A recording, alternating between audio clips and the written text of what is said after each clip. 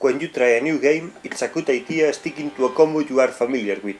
For my first laps in Assetto Corsa, I decided to drive this Lotus Formula 1 car wannabe around Barcelona. Driving single-seaters around Barcelona is something I've done very often in other games, so the transition should be quite smooth. This idea could also help making comparisons between different games, or at least between how this type of car behaves in different games. I thought this should be quite similar to Project Cars Formula B. I couldn't play for too long, so this video is going to be a bit chaotic. All I will do is to mention the stuff that I could notice in my limited time with it. It's still going to take a while before I can start doing something a bit more organized. The first thing that surprised me was the difference in terms of force feedback. Assetto Corsa feedback is stronger by default and much more detailed. There are far less options to play with than in Project Cars, but it's very easy getting something you are happy with. The level of detail in the tracks is also much higher. The curbs, bumps, grass and gravel make your car respond in very realistic ways, so much that you will have sort of to relearn the track and avoid certain places that you could use in other games. Now we'll go on board to see some of that stuff. Pay attention to the wheel shaking down the straight. This is not a graphical gimmick, this is actually what the wheel is doing in my hands reacting to the track surface. Now we'll see different examples explaining what I mentioned before about the track being more detailed. Look at what happens in turn 4 when I go a bit wide.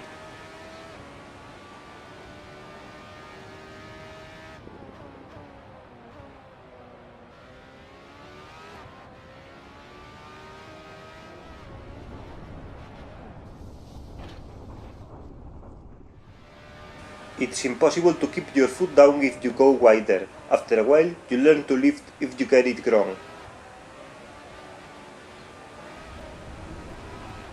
By the way, the dirt in your tires takes away a lot of grip. This chicane is another place where I needed to change my lines from other games.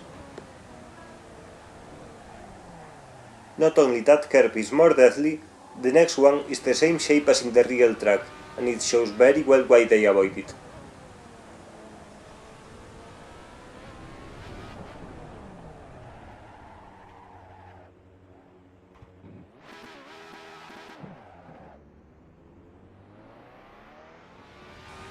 The last section is another good example of this. You really have to be careful. These curves look higher than in Project Cars, and if you ride them, you'll have to fight the car. Staying away from them looks to be faster.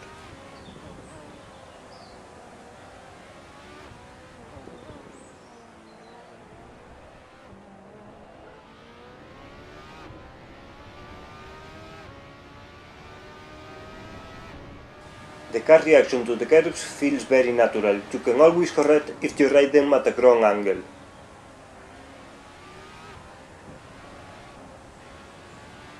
But if you decide to keep your foot down, you risk this happening.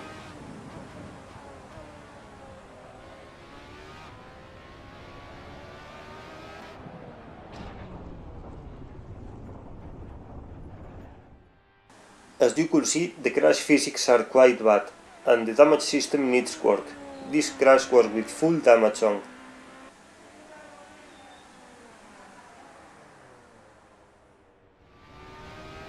The fast turn 9 inside curve was also quite dangerous. You can touch it, but ride it too hard and off you go.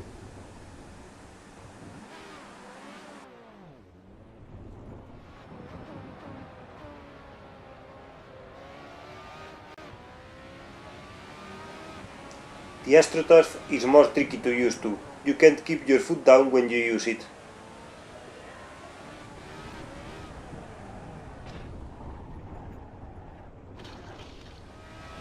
After a while, I got used to the car and the track, and I could do a regular pace. This is some footage of the last laps. It's much better to give a good view on how the car drives. It felt way more detailed and tricky than the Formula B on Project Cars. There was a lot more stuff happening. It was not so much on rails, and it made you work much harder. If I have to compare it to a car in Project Cars, it felt as if they got the formula Renault and kept improving on it. I really liked how this car drives, and I also liked how much more sensitive the tires are to temperature. After a spin and a burnout to turn around, the rear would lack grip for a while. Coming back to the track, even if the racetrack itself is very detailed, the stuff around it was lacking. There are empty ad placements, there are brake markers missing, and the ones you can see are very small. It was almost as if they went to the track to scan it on a Sunday in December, when there was no one racing and the track was half abandoned. On the good side again, the game includes the MotoGP layout with the old last two corners, and these were fantastic unlike the slow chicane we have now. Outside the driving itself, there are many negative signs. There are very basic things missing, like the option to adjust the camera position in the cockpit view, or any other camera. We'll talk about some other things that are missing in a while. Now, I'll just shut up so you can see a lap without any distractions to get a good idea of how this car drives.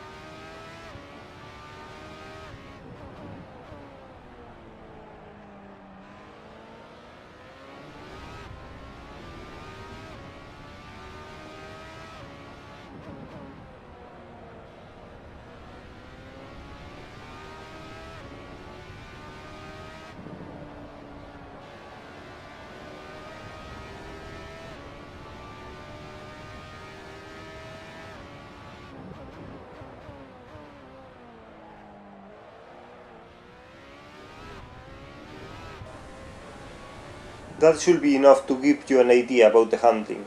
Now, some problems I found. On the setup screen, there is some seriously bugged stuff.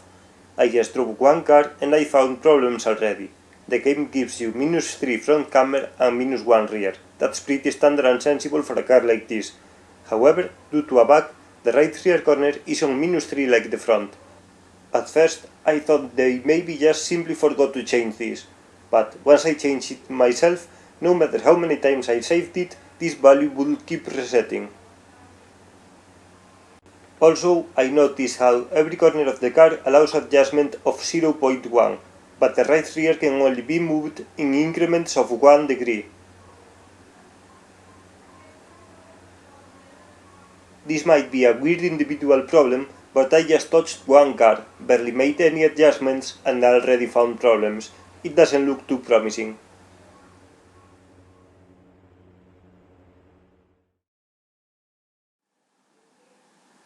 Another detail I found quite weird was that I wasn't allowed to assign the keys on my wheel. I was just given 2 preset schemes and none of them was any good. Also, as you drive, the heads-up display could not be personalized either. I could just cycle between some preset ones.